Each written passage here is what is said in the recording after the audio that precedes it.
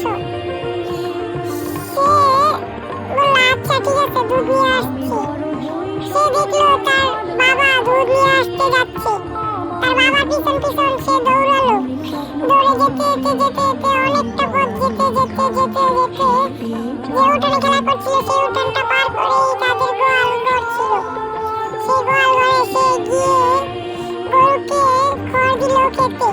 গরু খড় খাচ্ছিল। পিছনে অনেক মাছি ছিল, সেই মাছিগুলো তার পিছনে পিঠে বসলো। গরুটি লাথি দিয়ে দুধ ফেলে দিল।